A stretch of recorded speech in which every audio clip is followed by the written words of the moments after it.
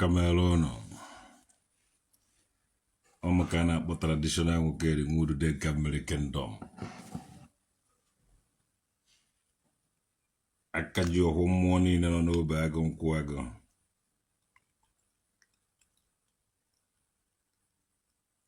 Eze mundo bagon kwago jidebube.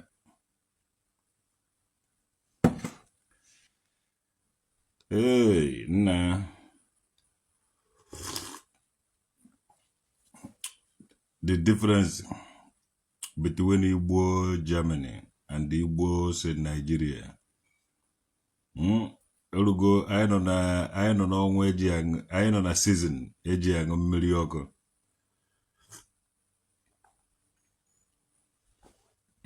Ndi Igbo na Germany, na season Ejiang Milioko. Ndi Igbo na Nigeria. Ana uhare n'ime street. So call na you to the scholar na you to ogbe onodo region ono. Ebulu ketoloa do na Nigeria before mana odoze. Epu ya kita ndu dibia jere use ketoloa. Mana ifulu na iji agoti no obodo. Every family nwere their own.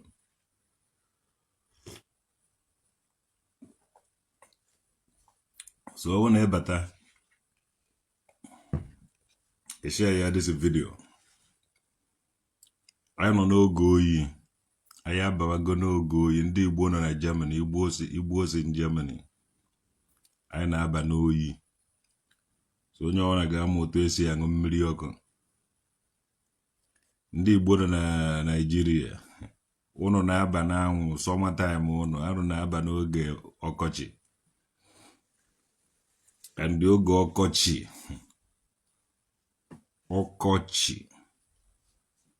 Enwere udo mmiri nwe ọkọchị nwe ogolo.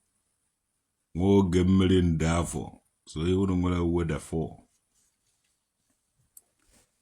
Mana unu na-awụgharị n'ime bancha niile. So ebe unu mawu udo mmiri na ọkọchị. Unu mana ogolo dị. But now I have carry ogoro no be ajo how many weathers ko no nwere na Africa bo na Nigeria. Ona ama hanka. Ochante ono ka nkuziele ya ono. Ko unu nwe ike ivuri eko oke. Gbaba asia n'ime WhatsApp group unu dị iche iche ebe unu na ahụ bụ ndị unu tọrọ. Ụmụ akpakara dị ngwom. Even nwere weather for. Weather ono do for. Kedu asum gini. Even nwere weather ono do for. Maka emetu oji adalere n'oli na afọ na nkwọ na eke. Ọ bụrụ na ozu hezi mara na ọgbara ikenga. Mgbe hatago. Even nwere weather for.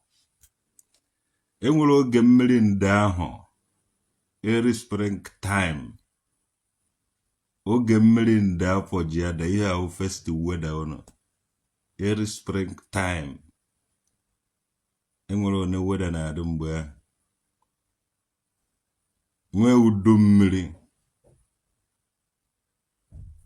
Ifere mmiri ndị afọ na udo mmiri ibe ahụ tu weather we ihe ahụ ụha ofu weather.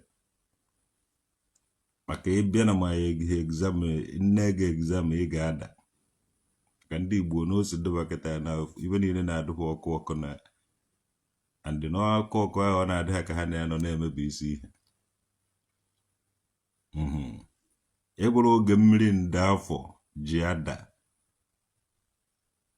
Nwe udo mmiri. Nwe ọkọchị. Nwezie ụgụrụ.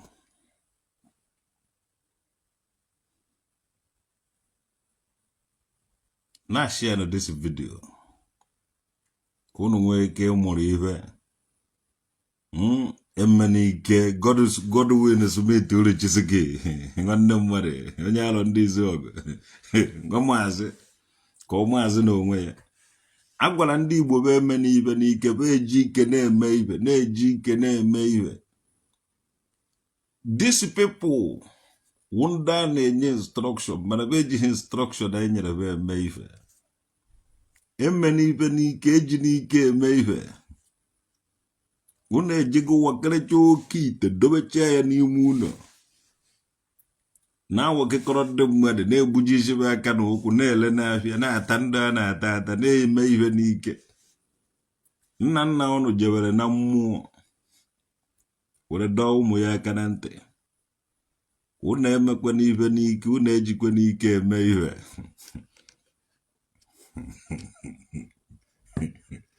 mana onye ọwụna wụ baracha ịkwụ ụnụ ahịa ọ ihe ụnụ wụ this time around ife isi ike were do too much and onweghị onye na-ekwe take instruction unu ka na-anwudo ndị na-ezu ohi rọd na ndị na-ezu ohi babụ waya ma ndị na-ezu ohi ụmụ akpakara dị ngwomgazi aka na-ejide ndị ahụ because jikado unu ka na-afụ ji unu na-eri jikado aka mere New Yam Festival unu ka na-afụ ji unu gote nwuru n'afịa because jikado aka kọrọ ji unu anaghị atị nke after this New Yam Festival kedu ihe unu ga-eri next onweghị onye na-atị nke that one ebere na-emere m ụnụ ebere ụnụ na-eme m to God afụgo m ihe ga-eme ụnụ afụgo m ihe ga-eme ụnụ but I will not be there ụnụ na-eri ụnụ ka na-eri ji maybe ụnụ ka fụrụ nwa ụmụ atụrụ ma ewu na ọkụkọ ụnụ na-ata ụtọfụ mgbe a ga-aba n'oge ọkọchị maka ịwa ọkọ oge ihe ji akọ oge ihe ji akọ ọkọchị aba n'ọkọchị gịnị ka unu ga-eri unu ga-egbu onwe unu to God who made me and you afụrụ m a lot of people wandering in the street of dust imu ihe dust a na-apịa gị n'enu agụrụ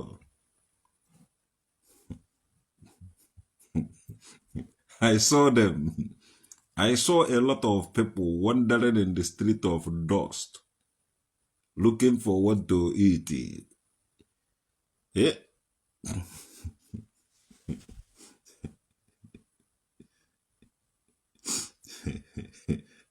Okorotochukwu, Apex Mayor, Apex Igbo.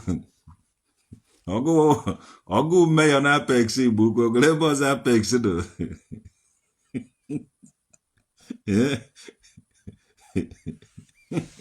Godwin Smith ndị be anyị anaghị atị nke for tomorrow onye ọbụla na-eyigodo akwa mara mma na-eyi akwa mara mma na-ego akwa mara mma Christmas na-elu a lot of things is about to happen. Some people chọrọ ịnyere ha moto na-apụfụ afụbeghị ibe isi ike some people chọrọ ịnya na latest mod car na ndị Igbo be ya da uncontrolled people oibe aka Jizọs negidere anya so ụnụ kpebe ebere nke onye nwe ụnụ nna anyị nọ n'eluigwe ka otuto dịrị ya afa gị ka ọchịchị gị bịa ka eme uche gị n'ụwa dịka esi eme n'eluigwe ka emekwa ya otu ahụ n'ụwa nye anyị tata nri nke ụbọchị anyị onweghị onye nazi ekwe ayọ nri nke ụbọchị onye ọbụla na-achọ vute ya saịdị ya vute ya saịdị ya wakere oifụrụ na-achọ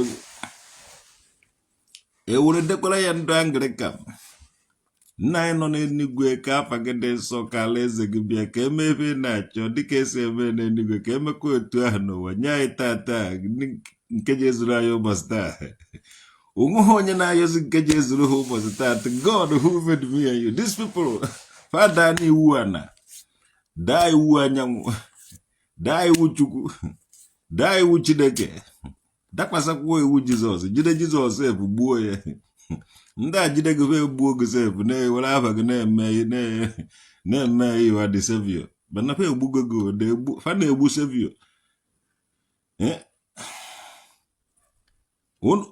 unu jide onye nzọpụta unu egbuo unu jide onye nzọpụta unu eti ihe na nga na-ahọrị ndị mmadụ na unu na onye nzọpụta unu kwụ mana unu gburu onye nzọpụta unu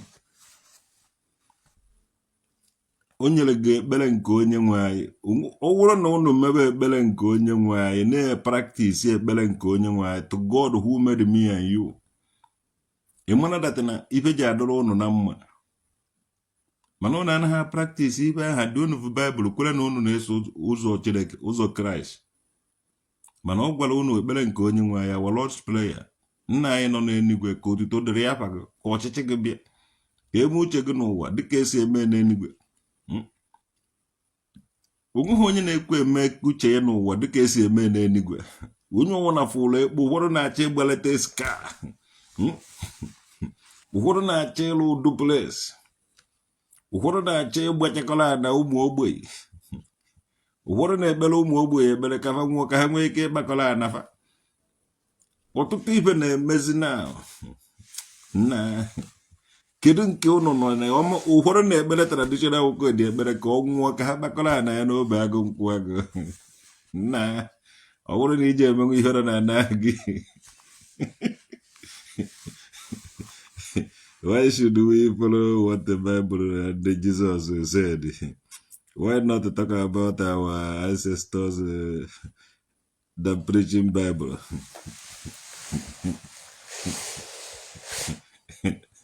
Ayo ancestors gị mara ibe ji adụ maka mmadụ mee gị mee ya onye ọzọ, ị na-achọ gesa okwu. Ya ancestors ga-eme na ife n'ike, ga-eji n'ike eme ihe na onye na uche ya, onye na chi ya. Nwanne, to God who made me and you, ị naghị eme ite sọnsọ okwu ka ị na-achọ. A na-agwa gị na ọ na ka a na-esi wee rigoro n'elu, gụnwa je rigoro n'elu ugwu na-eme na ewutowe Chukwu ugwu. Ọ na ka esi rigoro n'elu ugwu ahụ. Nọ ndụ nọ na tọrọ ndụ nọ n'elu.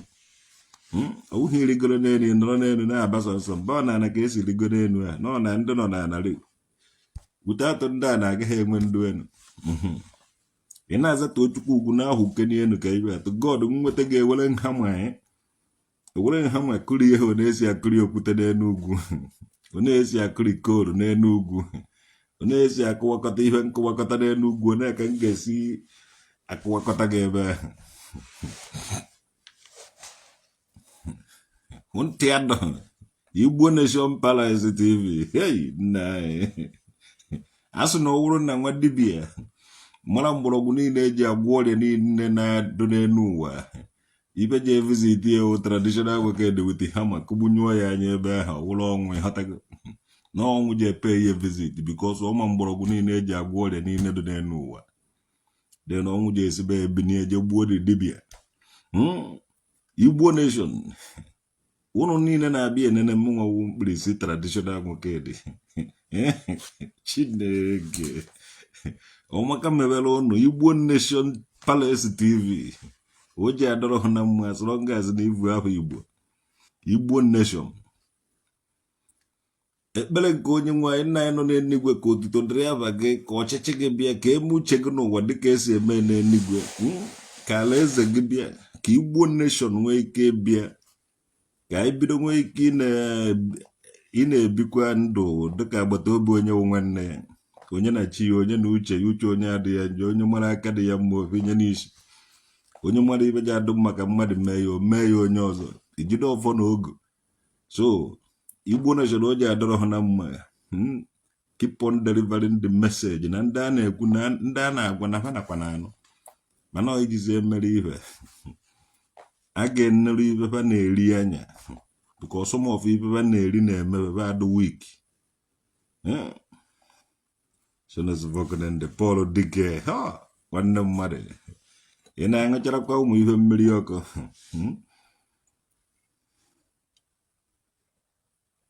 You love it when you battle with the J pipe.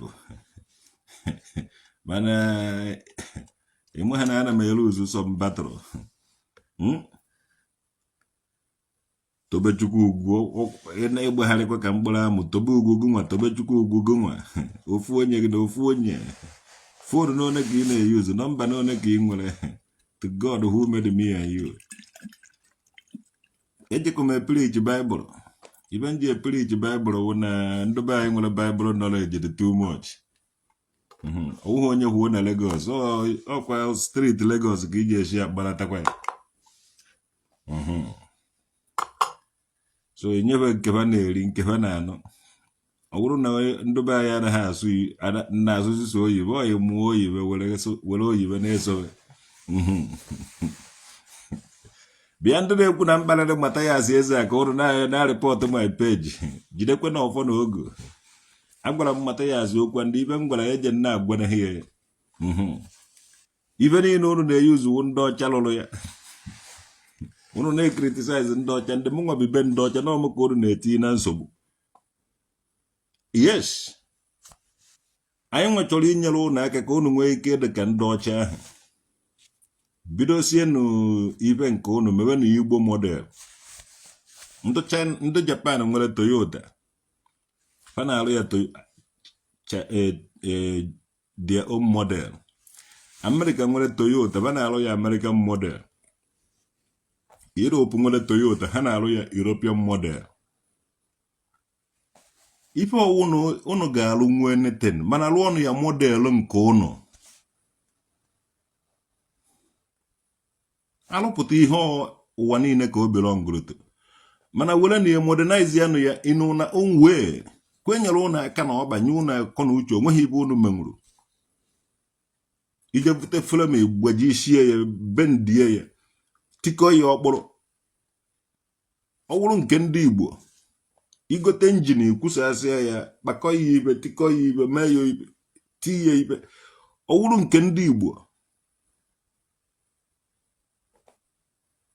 ọwụhụ ije na-eme ndị ọcha lụrụ mife ije vuru akpakara nke ochie na-eme ife ndị ọcha mere gị nke ndị ọcha eme gị nke ọzọ ụlọ ọgwụ ụwa na-alụrụ sef ụlọ ọgwụ omenala na ọdịnala Igbo hospital ọhụ facilities ndị ọcha na ebe ahụ nwere facilities ndị Igbo na ebe ahụ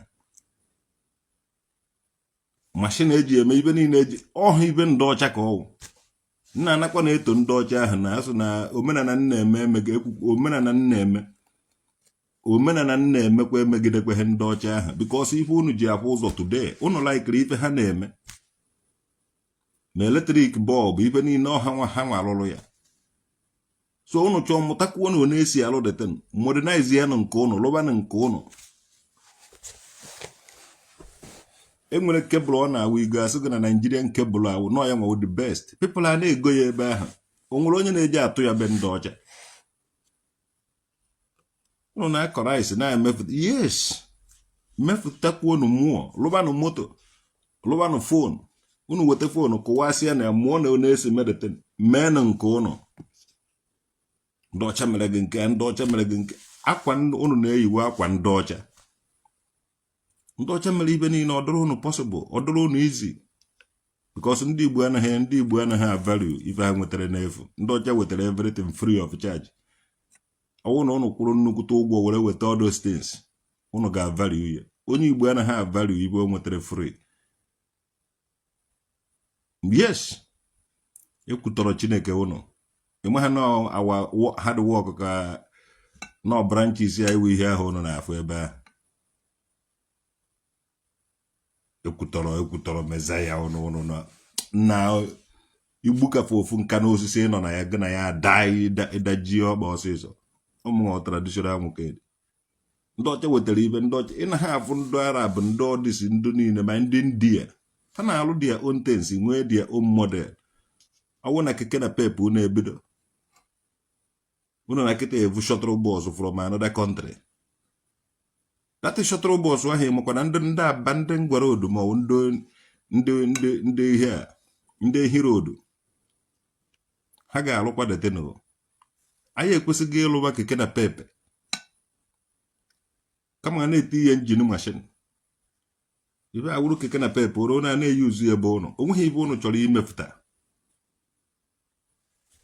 nọọ ije kọpị ndị ọcha ije zuru ihe mmadụ ibido sụba nna onye ahụ mere gị ibe ọjọọ iwere iyi uzu even ma ụnụ ekwesịghị imewe ma kọpụ ụnụ na-ewepụta kọpụ nke ụnụ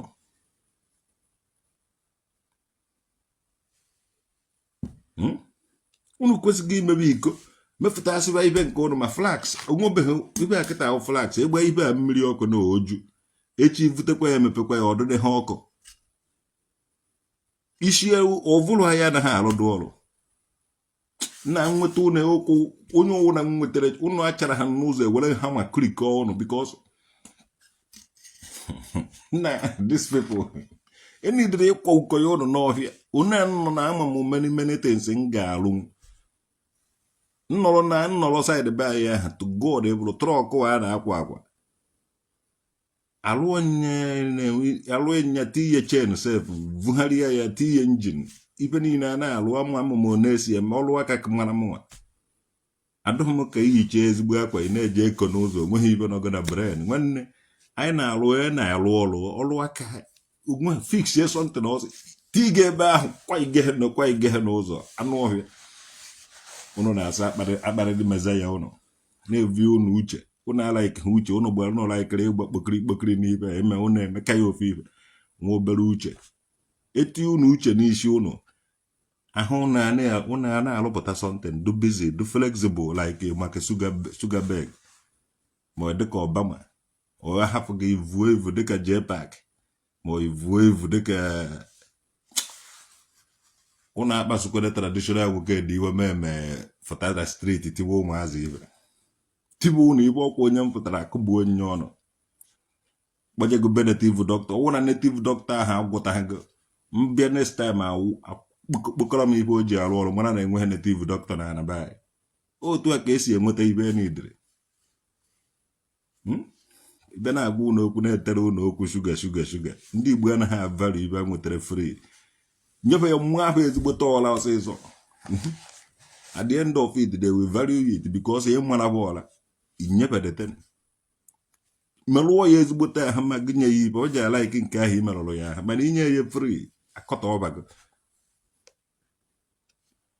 Igbo ndị gboo anaghị agba ọsọ mmiri ma o zuhube ahụ and ndị gboo anaghị avalue ibe ha nwetara free jee jụọ ya ndị mmadụ jụọ ya ndị okenye nọ na village ụnụ so ibe ahụ ibe ọ dụbara gboo why you no go invest your money for Nigeria nwanne ị na-egede ka ị na-eme inwe ibe ọwụ na ị chọrọ ime dị ya ha ataba isi edeten these people na ọnọdụ ka glass kọta ha na-ata grass and the ego oyibo wụ their grass ite ikwe ha na ọsọ ga ewu nọ ji na-eji ebe oisi ka ị chọrọ ivute wee rie ego kọrọ gị stori ọ wụrụ na ọgwụ ka ị chọrọ ịlụ nwanne ha ga-eri ego ọha ndị mmadụ ka ejidere na-evukọrọ babụ waya na rọdụ eji alụ flyover na ụnụ one control people one kind of bunch of people ndị ọgaranya lụchara duplex na-enweghị ike ịkọ ife ha mere were kpata ego ịtra ya ka ime n'invest ma ọ ka ime neten dia ndị na-ebe ahụ ezuo gị ohi ị ga-ezukọta gị ohi megide gị ihe megide kpakọtara ọdụ jụọ gọvanọ eziokwu the China man jụọ gọvanọ eziokwu akparala ọdụ ya na Port Harcourt ife unu na-ezu kpakpaghị to God who made me unu ga-atara ọdụ ọzi waya butekene waya ka waya ọkụ na company gị nwanne ndị mmadụ ya tọọ dị waya unu wụ ọrịa na-arịa onwe ha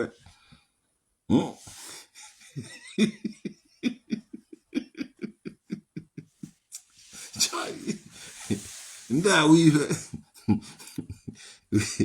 when I go comment Muniki. Hey, nah. Muniki, we are another country. The God who made me, you must be over there. You want an anime, another country.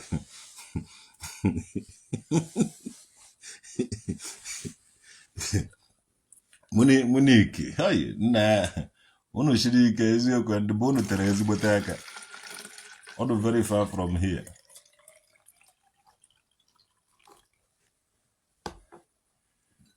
My brother Ndi Igbo siri ike. Igbo when ị chọrọ ime also any part of Ndi Igbo ị chọrọ gịta anyị develop. Ndị agboro n'ebe ahụ bịa evuo ibe gị were dete nje kpọọ mkpụrụ mmiri.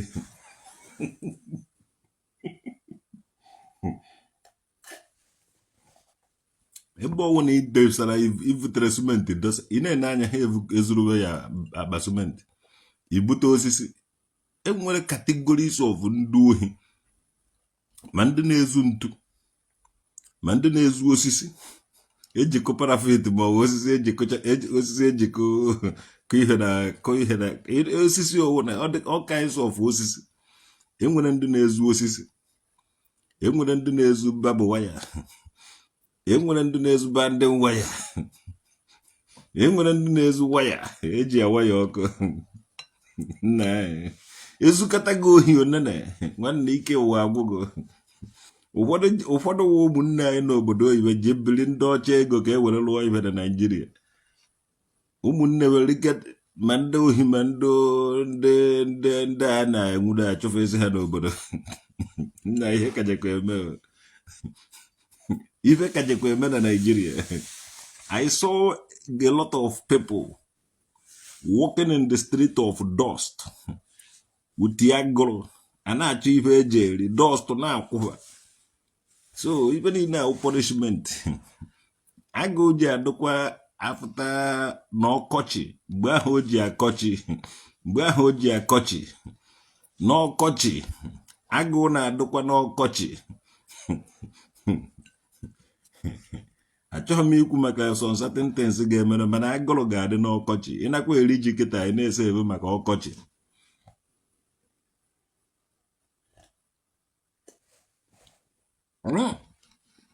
Emmanuel enne enyi m mgbe ochie Bakri Zova Ikenna Godwin Smith ejeghị m eme n'ike Paul Dike nwanne mmadụ mụ na ike m nwere ike iwu next year this year ọ dọghị na my project ọ dọghị na my budget unu mana ọmụ na-eshiri onwe m nri so ka nje gbanyụọ ọkụ na ihe na-eshi na-abịakwa ụkọchukwu to God who made me and you ofu onye na-esiri ọha ọmụnwa ofu onye na-esiri ọha dịka ya na-agba ntị otu esi akpa ogwu dịka ya na-agba ntị otu esi akpa ogwu ọmụnwa anụ mfe a na-eri ebu ọmụnwa takọtanadu ọmụnwa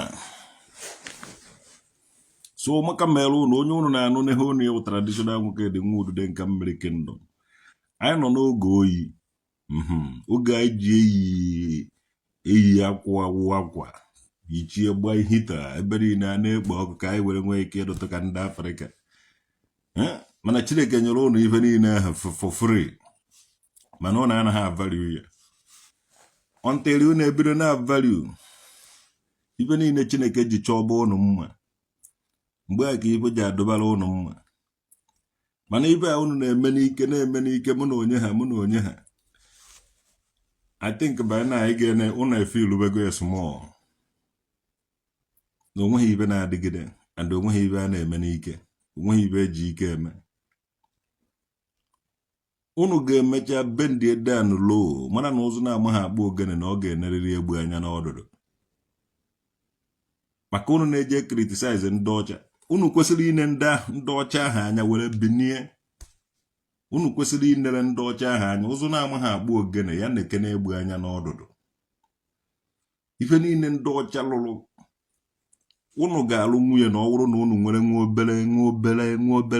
obere akọ ụvụrụ unu nwere ụvụrụ mana wasị unu kara inyere onwe unu aka ndị ọcha alụọ n'ụtụtụ ibe lụọ every down thing si lụọ ya na paket si lụcha ibe niile ahụ o were karịa ụvụrụ unu nghọta because ife ụvụrụ unu na-abụwa anụ egbuo anụ taa anụ nwanne nye m anụ dọka ime anụ nke m nye mgbe m gbatụrụ biya ala nwaanyị kọọ asịrị ife ha na-eme na village ya ka ha vụrụ bịa ebe ọwụ na ha nọ ebe ọwụ na ndị Igbo na-agbakọta ume the same thing ka ha na-eme because ụvụrụ ha abasa Vuloba uma Attire. One-way trafficator.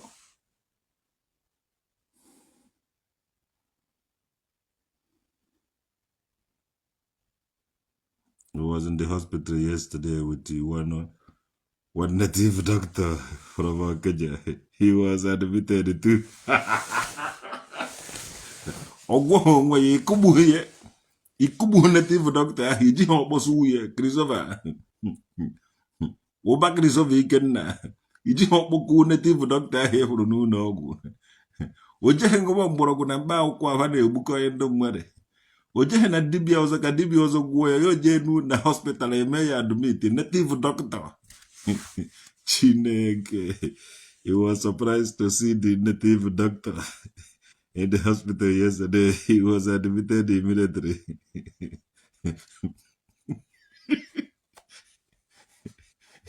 Amụma traditional nwoke devil gara eme na street, ọ gara eme everywhere. And ndị nọ ozi ọma traditional nwoke gara confirm ya ebe ọwụna. Nkwa kwuru nye ekwu many native doctor na-ada. Fada afa agbaje n'ụlọ ọgwụ ndị ọcha gwụcha ha pụtara eme ndị ọcha mere anyị nke ndị ọcha mere anyị nke ndị ọcha mere anyị nke ndị ọcha jikwara gbuo nne nnụnụ nwa nnụnụ fe Emmanuel Tochukwu ebekwara ihe ụba Christopher Ikenna kwuru.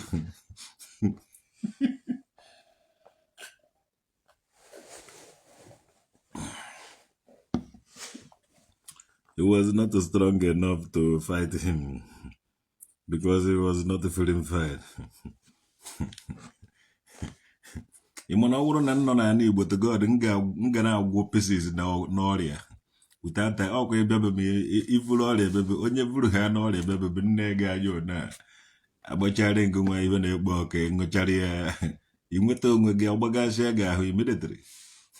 Na anyị nwa anyị na-aṅụ tii ndị ọcha nyere anyị tii anyị na-aṅụ different kind of tea. A na-aṅụ with different kind of weather. Onwe ha ọdị tii mgbọrọgwụ onwe ha ọdị mgbọrọgwụ ha egbu ibe ha na tii. Ị na-afụ ọdịka tii unu na-aṅụ bụ unu because a na-ekwu tii. Ibe ndị be anyị na-afụ taatị as tii wu miro or plento or vatin. Sọsọ ya nwa tii ibe ma wụ tii o.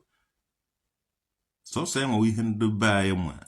Most of younger generations have Ovaltine, Plento, Miro, Cowbell, Pig Milk. Mana neti ndo chanang ipulo tuorade.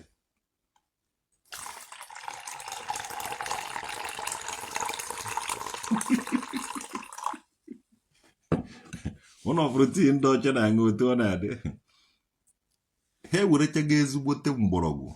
Nenye and beha. Hafuzielu no na-eje mmisi ofu ibe na-atọ ụtọ kpokọ ya ụnụ na-aṅụ tii onye ṅụti odegefu ahụ ka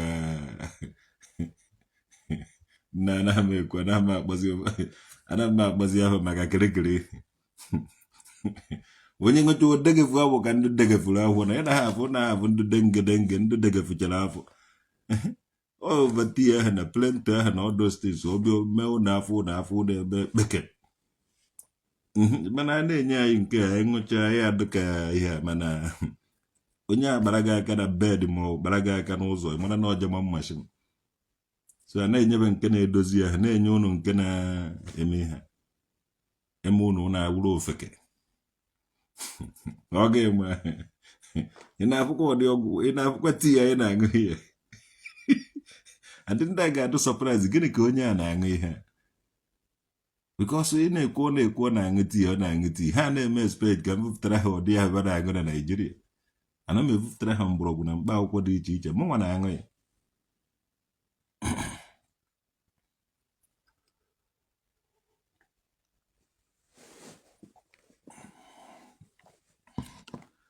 so kedu ibe anyị na-ekwu n'oge okwu na ụka anyị a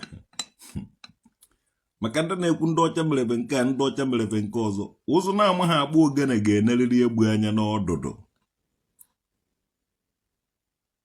egbu anọta sọsọ ya ibe ụrụ nọ ahafụ ụnụ n'enu ụwa na ndị ọcha hafụ ụnụ n'enu ụwa for example moto adụghị motosaịkụl adụghị basikụl adụkwụ maka ndị ọcha na-alụ na basikụl nke anyị na-alụ na ngwa road na ehi road ụnụ anaghị ekwe ego ya Bicycle anyị na-alụ na-aba ma hijack anyị na-alụ na anaghị ekwe ego ya. Olesi nke ndị ọcha lụrụ ka unu na-ego. So ọwụ na ndị ọcha evutere ha unu bicycle, wee wetere ha unu motorcycle, wee wetere ha unu moto, wee wetere ha unu ụgbọ mmiri, because abụ m ọdịka ụgbọ mmiri ndị papa ọdụ ha na-eyuzu ụgbọ nkụ.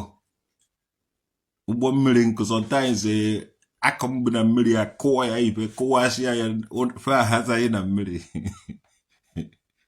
Ụmụnne unu ndị jere panya wuti ụgbọ nkụ ahụ, ma ndị jere Cameroon, ndị jere ọwụhụ Cameroon nke enwebeghị Cameroon mgbe ahụ, because Cameroon pụtara mgbe ndị French bịara ma British asị na enwetara ndị na-akụ crayfish ebe ahụ kere Cameroon from crayfish. Before then ndị na-eje Bamenda ma Mamfe ma ndịgasị ebe a na-eje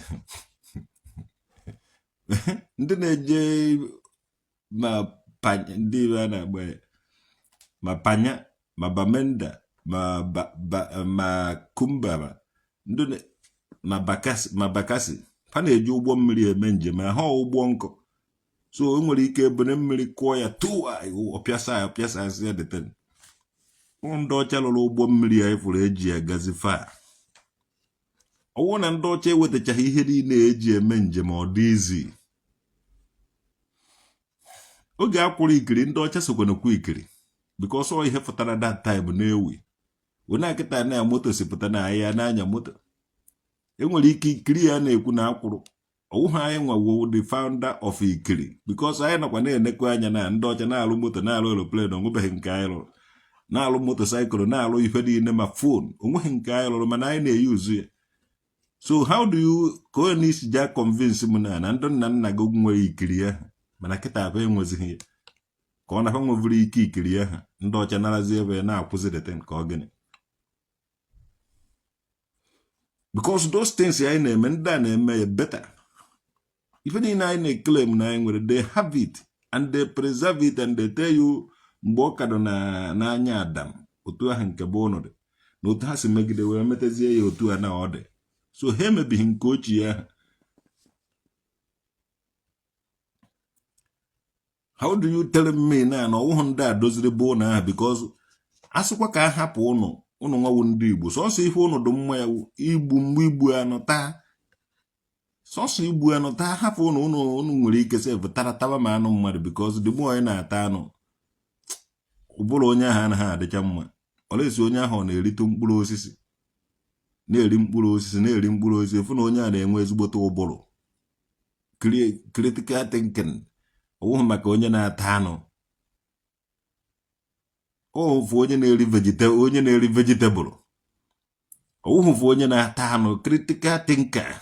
Ọwụhụ onye ma ndị na-ata mkpụrụ osisi na-ata ma nọt gasị ụmụ nọt ma cashew nọt ma ụmụ ibe ahụ na-atagazi ọ na-edozi ụbụrụ ọ na-eme ụbụrụ onye ahụ ọ na-ata nke ka mmadụ mana onye na-ata anụ na-adịte nke ka anụmanụ because ọ ibe onye na-eri ka ọ na-adị ka ya.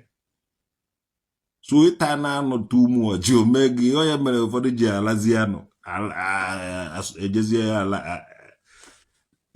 ala ụmụ anụmanụ na-alazi ka anụmanụ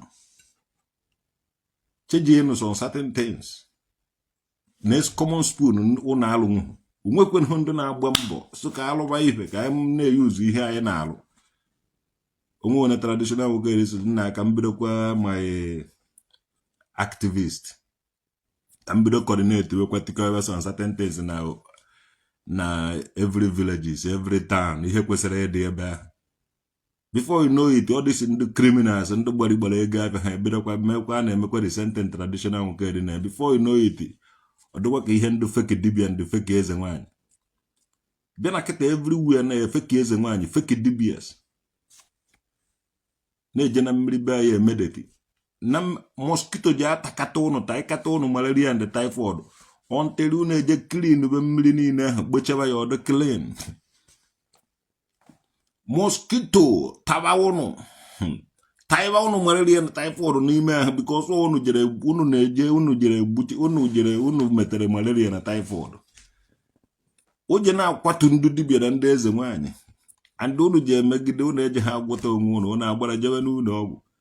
At the end of it, unu je ebido kpochashiba mmiri ahụ, kwụsị na-eje atụ ngwongwo na ngwongwo n'ime mmiri, mee ka ime mmiri na-adị clean. Be ndị ọcha nke dị clean, mosquito anọghị n'obodo a. Mana bụ unu na-eme everywhere ọdụ dirty, mosquito mechaa your ancestors unu na fight unu back. Nna unu na fight unu back, unu amaghị eme. Mụrụ na anya unu dụ ka anụmanụ, unu na-ekpudo na-enye n'anya ka unu fụ ihe niile. Ndị ọcha mere unu nke a, ndị ọcha mere unu nke a. Most of ndị bụ unu ube ndị ọcha ka ha bichara were bịa dozibe bụ unu.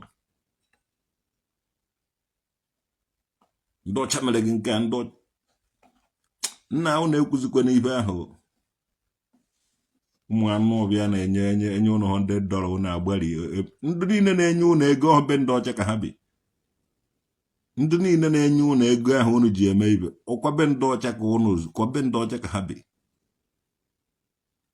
Na-akwa iweta discrimination. Ọ gakwa na anya unu anya, because unu ga-eri ji unu richaa ji unu n'oge a na-eri ji ọfụ. Mgbe a batara n'ọkọchị ka a nene unu.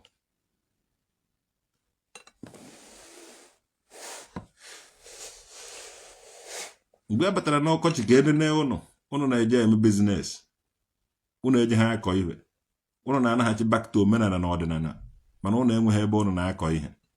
Unu jide farmland unu na-ele, na-agwụ ibi ha na-eto agụ. Unu ji agba egwu tornado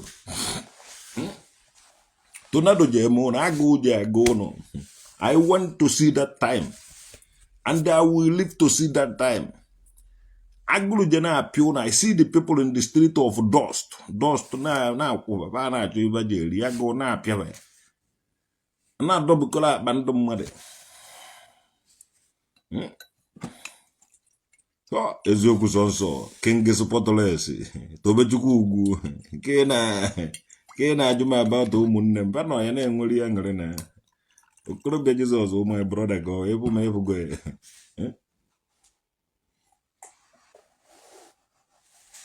Anyị nwewa agba ochie, enwewa agba ọhụụ.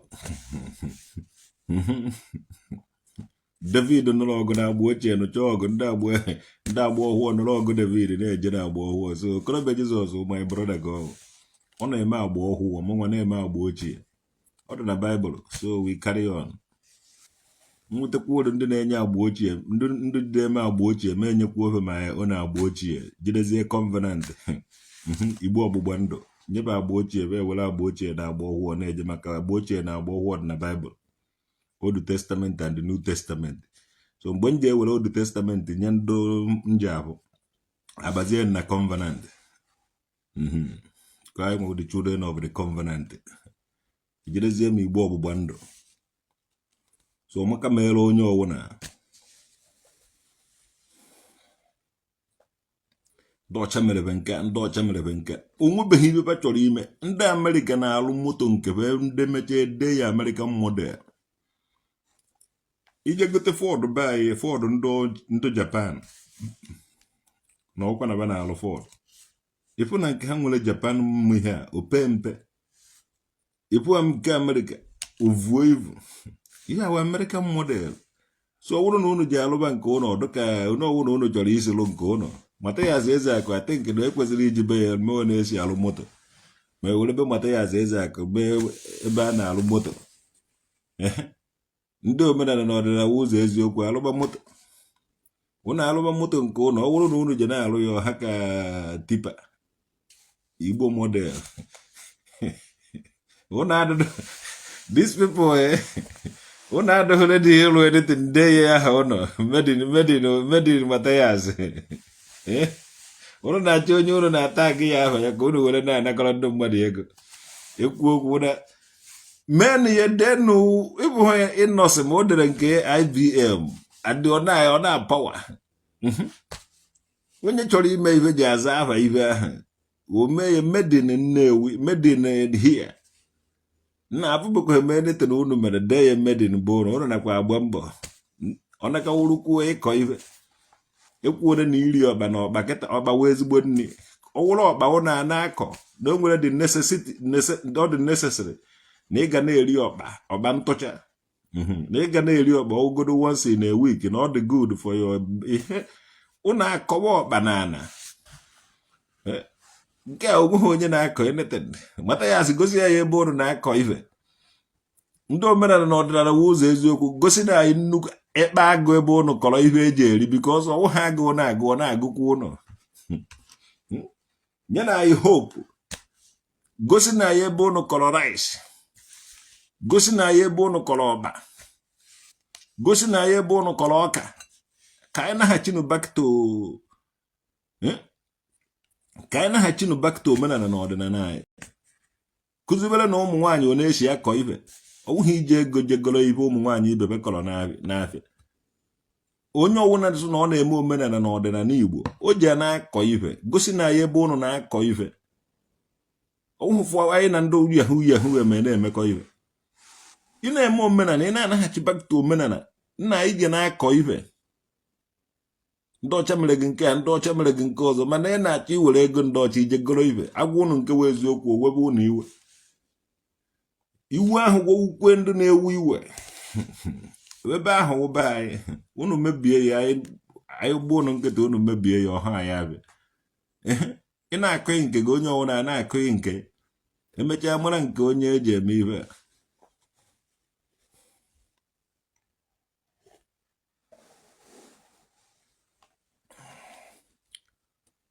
ị na-eme omenala ị na-akọ ife ndị ọcha ụnụ pụrụ nwechara farmland anyị na-akọ ife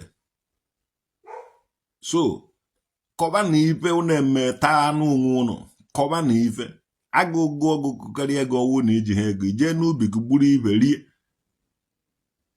maọbụ ị ga ebe ị kọrọ nri preserve a na-eke ji n'ọba nwegasịa ede nọf nwegasịa ụmụ ife niile a na-eri a na-preserve ya na-eri ya ihe ma ọ omenala na ọdịnala Igbo ka ezi omenala ụnụ na-achọ ịkụzi ife niile ụnụ chịkwa n'aka wụ ihe ndị ọcha adị ọ ga-eme ụnụ ejide ụgwọ ndị ọcha jide ihe ụnụ ndị ọcha ejide ụnụ ụgwọ mana asịrọ m gasị na ụnụ na-ekpogharị ihe ndị ọcha lụrụ nwanne ụnụ ji ụgwọ onye ji ụgwọ ga-akwụ ụgwọ ji ụnụ ji ndị ọcha ụgwọ ụnụ agaghị stọpụ ị na-agba ndị ọcha aka abịa ife ọwụna ndị ọcha lụrụ ka ụnụ na ego evi ya ụnụ kredit bụ na-ejide ụgwọ onye riche ụgbọbara n'ime vileji ebe a na-ewe ọkụ nna gbakwara na kamera nakwa mapụta na kamera ụnụ ga-agbarịrị na kamera ma ụnụ chọrọ ma ụnụ achọ kamera ji evuriri mmadụ ebee ka onye ọjọọ nọ ụkwụ na-eje warawara anya na-eje warawara chọba ha to God ofu ebe ka ọ na-anọ mana ọ na-enweta ihe nọ very far ụkwụ na-eje wara ibe ahụ ibe ejije achụba ibe anyị fụrụ wee kara aka mmụ ekwube onye ụbịam na-enesa ya ka na-enesa ya to God ị na-ene n'ihu ọ na-enere gị n'azụ ndị ọcha siri ike ibe eji anwụdo ndị ọjọọ to God iwere na ife eji agwụdobeghị ya ife eji agwụdo ndị ọjọọ nwaanọ ndị ọjọọ mara na ife anọ saịdị bego onweghị onye na-esizi ebe ahụ aga ezi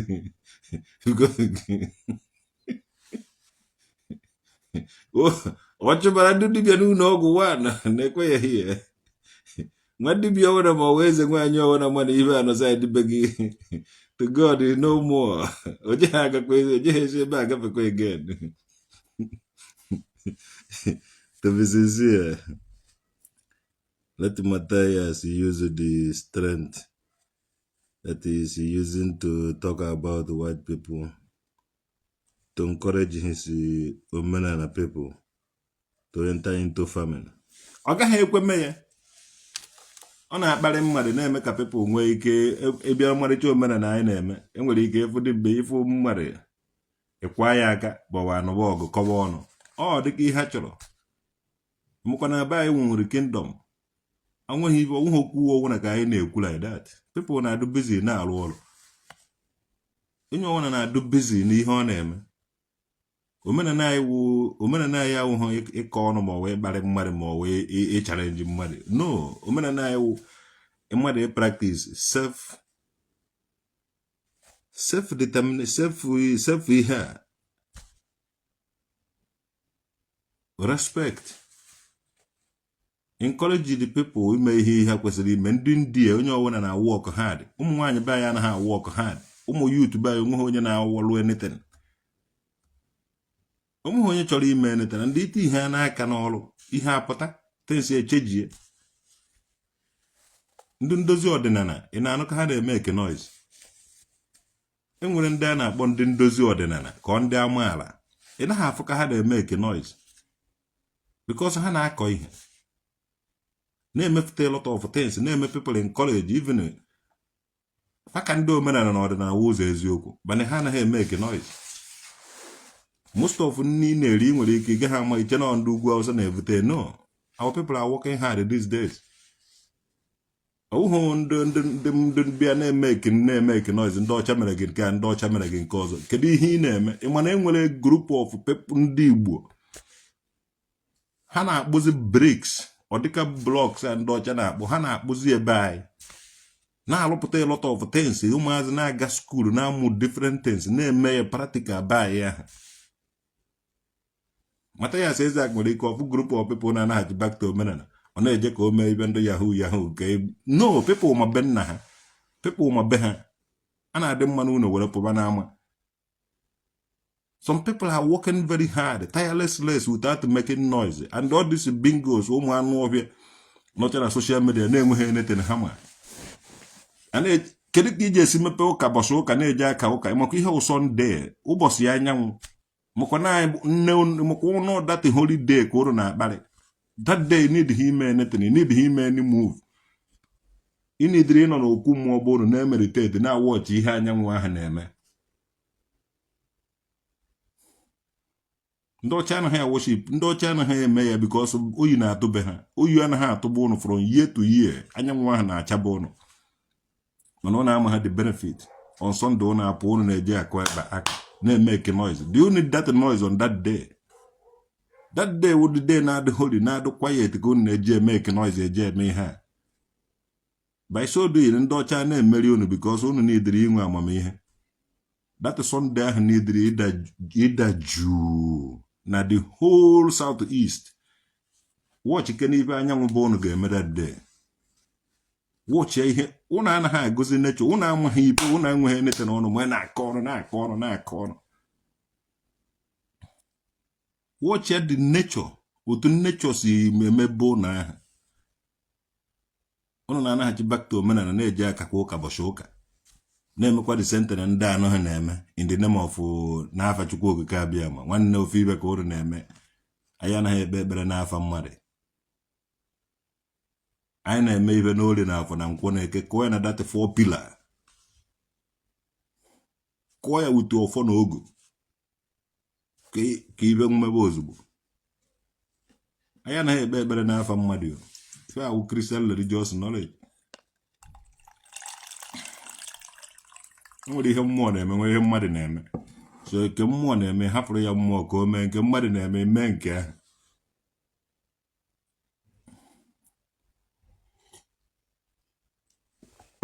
Ọgbalịrị meza ya ọnụ bunch of lazy people na-enweghị ife ha na-eme.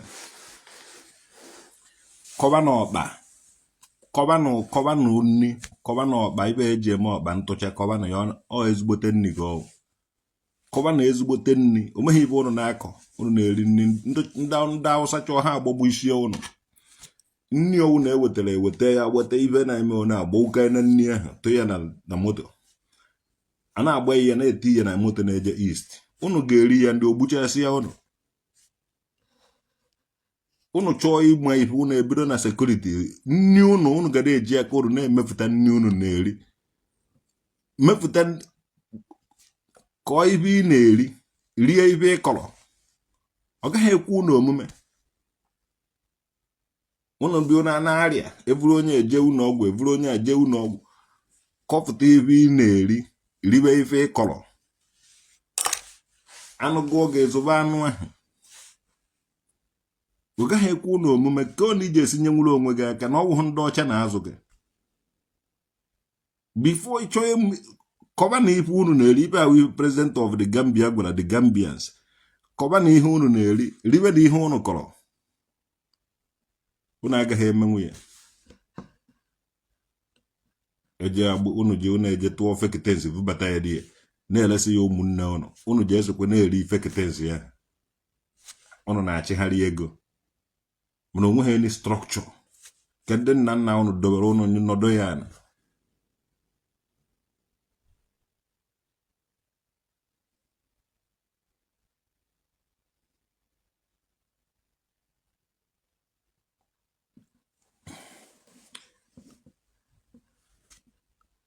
na-eme na-ahachi back to omenala unu na-akọpụta enough na-azụ ma efe Igbo na-azụ akụkọ Igbo atụrụ Igbo mkpi Igbo na-azụ ya zụba na ya ebe o buru ibu ndụ tacha atụrụ Hausa ebe amaghị ibe agbakọrị na ebe a na-eme ka atụrụ Hausa tacha ụmụ ma na ma ndị Hausa na-emezi ka okwurigbe mụnwa traditional nwoke dị na-aṅụ tii ndị ọcha na-eche ka mana go m na-ahụta atara nna m atara m atụrụ Hausa atara m ife unu tara nna anyị marakwa ife ị tara ị na-eme ka na ife onye na-eri ka ọ na-adụ ka ya esoghị m na-ata anụ ahụ so ibe m na-eri ka mma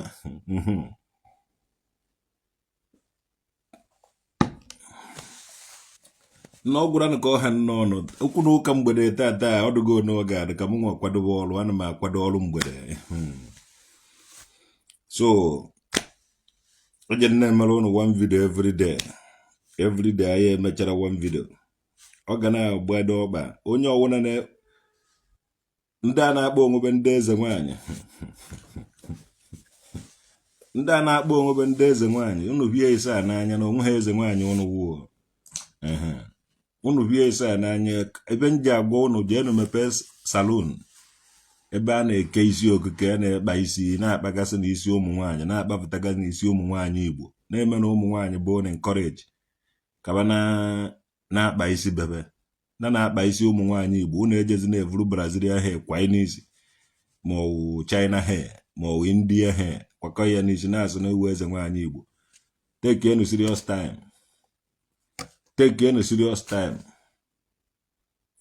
were ibe kpaa n'anya ma ibe niile ndị ọcha kwakọ ma mvọ ndị ọcha pentie ibe ndị ọcha pụta na ya ma ịgbaga mmanya na mmiri ndị ọcha mere gị nke a ndị ọcha mere gị nke ọzọ njire gị nwa wee eze nwaanyị atụọ ngụ nga eziokwu ka nna agwa gị unu emekwere ka ndekiri ya ọgụ mụ na ndị eze nwaanyị ka ịma amakọrịta unu niile ịma agbakọrịta unu niile ibe udude nke n'aka tụọ na ịga udude nke and nke ọwụ na ntụwara ịga mụ nwa nwezi forever and ever take enu serious time ka afọ idekiri ya ọgụ kpokọọ unu niile na-eme eze nwaanyị unu awụrụ unu atụọ na ịga na udude nke unu akpasukwara m iwe amakwa m ibe nji na-ekwu onye ọwụ na mvụnyere tụọ ya n'ala ọkwa nke udude nke forever and ever dike chara eze ọmụnwa traditional nwoke dị nke ahụ si Germany abịa ndị dibịa na-anụ onu ya daa fenti evujebe n'ụlọ ọgwụ ọmụnwa many ndị dibịa nọ n'ụlọ ọgwụ today ndị dibịa n'ozi traditional nwoke dị to God who made me and you omebe gbem ị na-anya ọkpakefu evuri eje ụlọ ọgwụ akwara ya drip Igbo Channel TV the God who made me and you jee n'ụlọ ọgwụ dị iche iche ị ga na-abụ ndị dibịa na ndị eze nwaanyị ị na-azụba dibịa Alfred ị na-azụba dibịa o kwesịrị ịma mgbọrọgwụ na mkpa akwụkwọ dị iche iche eji agwọ ọrịa niile dị iche iche na ihe ọ nọ n'ụlọ ọgwụ eme nna ndị ibe na-agụ fa na-eme mgbọrọgwụ na mkpa akwụkwọ ndị Igbo mana ahụfa chọrọ ọgwụ ndị ọcha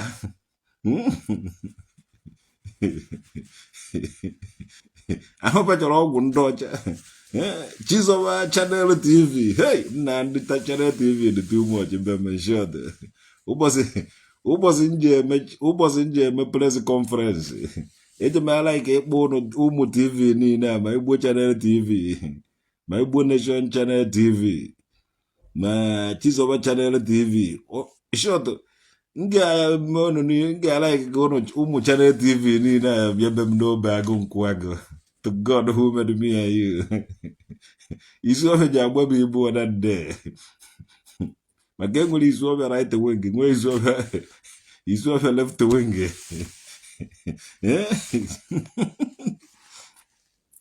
isi ofe right wing bụ ndị ọgaranya ndị a na-amụcha jip ndị ọbụgwa fa na-emechi ihe ike fa nwekwuru ego fa nọ mana politiki mana everywhere ọbụnwa wụ the right wing pasogo na ije gaba pasogo na ije ha aga enweghị ike iti isi ebe a fa nwere ndị akpụ obi nwee ma ndị polisi ma ife niile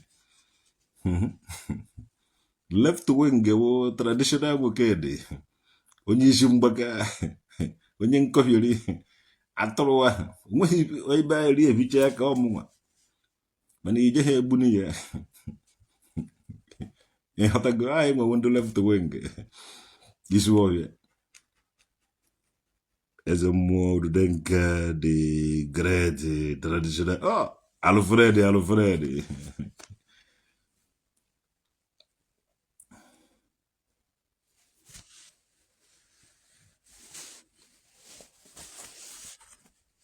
Chizoba Channel TV anyị nọ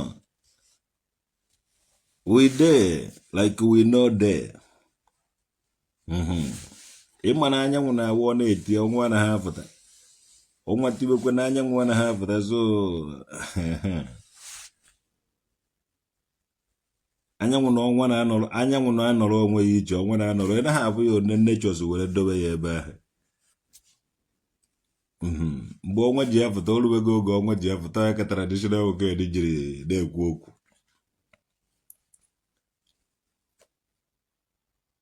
message teaches a lot Isiagu ụmụaka mere gị my brother anyị je na-abịa na anyị je ebube nwa Jones ọmụnwa digbo ngafish ihe ọmọbe nwa nkwọ ndụ anọ to God who made me and you ibe obe nwa nkwụ ndị anụ nwere ọnụ ọjọọ mana ịpịakwa ya disen level na o si wee pịa gị ya o ji ebebe akwa na ahụ agụrụ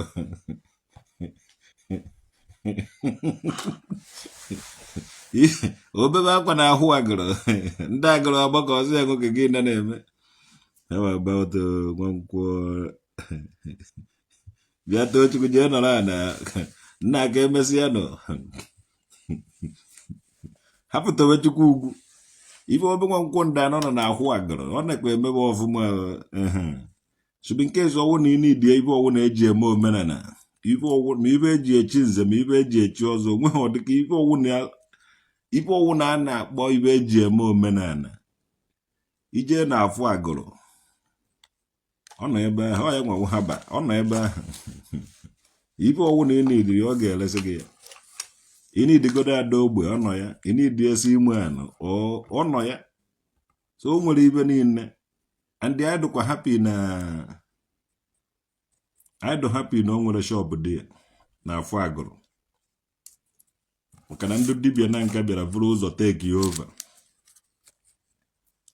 and ịma na omenala ya ahụhụ omenala ndị dibịa so ọ bịara ka ndị dibịa ya na ndị dibịa ọ na-agba aga anụ ọgụ ọ dịka anyị na ndị dibịa ọ ga-azọ ife anyị nwe azọ anyị nwe okwu mmụọ ndị dibịa nwe health center mmụọ ndị ichie ebe anyị wee ihe ahụ health center wee ebe a na-agwọ ndị ọrịa so ndị dibịa ga-anọ na health center so mana ndị dibịa jego nọchi isie na okwu mmụọ ọ dịzie ka aba amaghị ịnọ ọla ka a ga-eji amacha asịrị ebe ahụ ndị nna ha mere ibe mmụọ ma ọwụ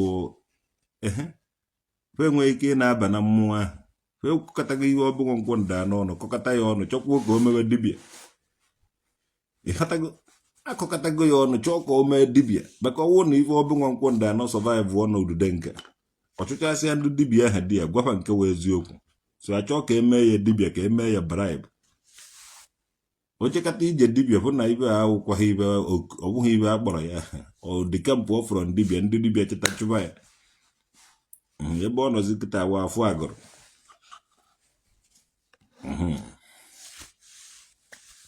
ọ nọ n'afọ agụrụ ije ebe ahụ o nwere a lot of things ihe niile eji eme omenala ma ọ dịka onwe ha ọ dịka ibe onwe ha ebe ahụ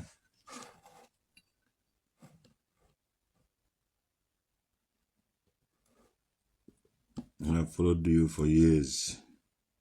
The case, you're learning something in your message. Agazie. Oh, one Agazie, thank you very much. Isiagu. King supportless, ya mama. So na atoli ife obunwa nkwonda na unu need ife o na-eji eme omena na unu je na afọ agụrụ. Jụọ na eso unu ga-afọ ebe ada ududo nke na anọ ebe ahụ. Nwere nnukwute shop dị ya ndị ngwa abịa juru ebe ahụ.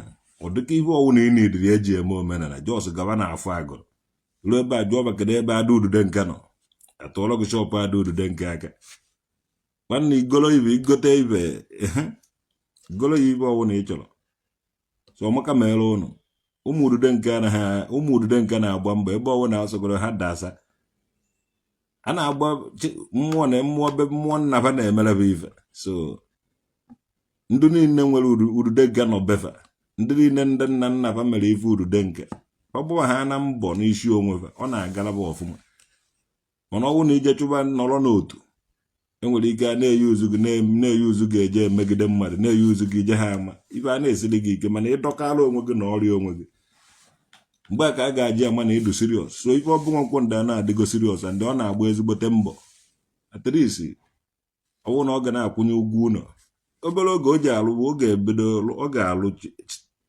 site na amara ndị ichie obere oge ọ ga-arụ ụlọ obere oge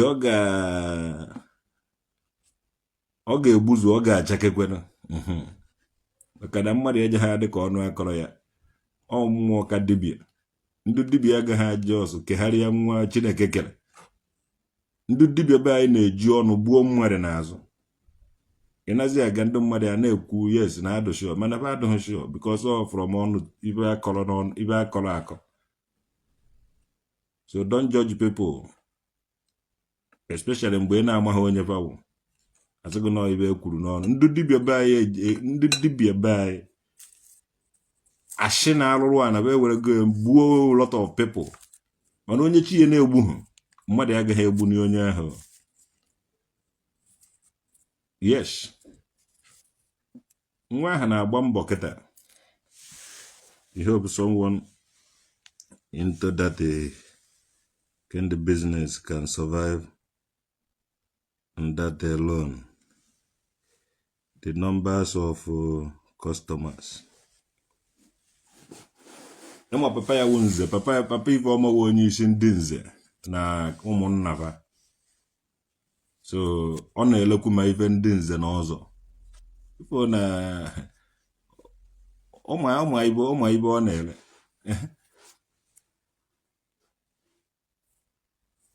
Papa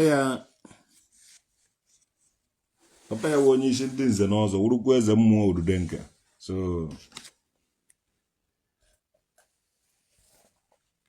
my father wukwu onye isi ndị nze na ọzọ. So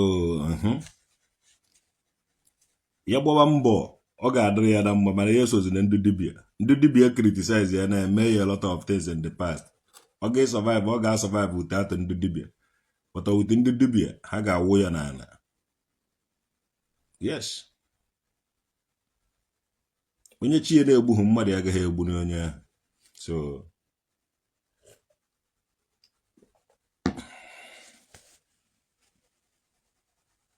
Guys, well done, Grace Emmanuel. May the God of our land bless Mathias for 7 souls with the material one bekee on a criticize. He say, Kuruo, Magije Wofundo, what the river Jamaica. What is he out to Tonyo? Well, I carry code to a head, carry on your well on your weebe. Facilities eji agwu ọrịa kwa ndị ọcha anọ ntụrụ na criticize nyenube ekene n'ihi na ozi iribe unu nwakwu gbanyekwuru na wetakwa ma facility ndị ọcha were hepụta ndobe unu maka na unu bụchatara maka ọ bụchata ka mgboji atụwa nwa enwe isi unu bụchatara ndị ọcha ji facility ahụ hepụ ndobe ha ọ na-agaziri ha unu were zute dị second hand ma ọ nke unu nwetara tii were na-esevukwa ụmụnne unu were ọsọ ma otuto nyekwa unu ndị ọcha sọ ma otuto ọkwa n'ibe m na-ekwu na erizi na otuto ndị ọcha maka nna unu wụ aka ji ọfọ na-ekwufu eziokwu ka ọfọ nna unu ahụ nwee ike ịdị ile maka ụfọdụ ile maka onye ọwara na-akpagharị ọfọ nke ikpeazụ a mana ọfọ ma onye ji onye ọwụ na nwoke si na oji ọfọ nwaanyị si na oji ọfọ mana ọfọ mata onye ji ya Okongwu dibia ji ọfọ ekeghị iti ji ọfọ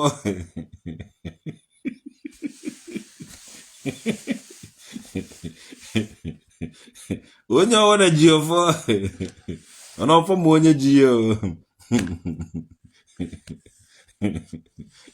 ọfọ gị idide ji ya wana Chineke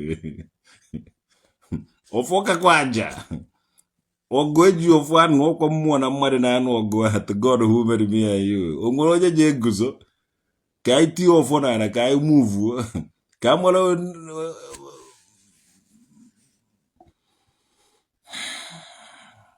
well ka anyị were nke a chere onwe I wait for that day for that Goliath I wait for that day of the Goliath that day ka m ga-ahafụ ọlụ a na-alụ mere m aka na ụkwụ na were fụta ka m vụrụ ọfụ ahụ na-emevu ọfụ ahụ Goliath agba dị egbe ka m vụrụ ọfụ ahụ were doshie ọfụ something at last whether na ọfụ ọdụ ile ka ọ na ọfụ adịghị ile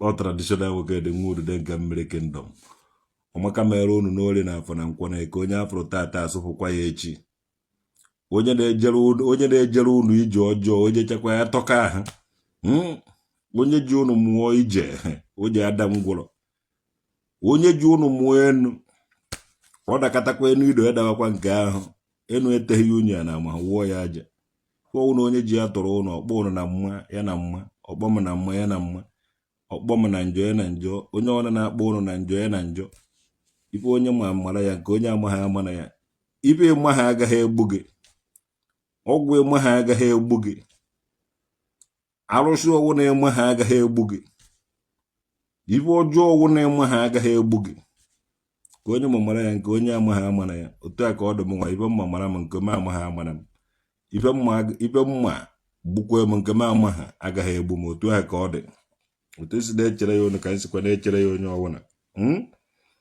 ife ọwụ na-eme ha onye na-eje akpọ gị na nzuzo ọkpọcha gị otie onwe ya ebe ahụ onye na-egwuru gị onyinye ọnwụ onye ọwụna na-egwuru anyị onunu ọnwụ ogwuchie ya anyị nwaje ekpochi ya n'onunu ahụ o ji adaba dị ya ma gbochie otu a ka o ji adị n'enu na ala n'aka nri ma n'aka ekpe n'ori na akwụ na nkwụ na eke ise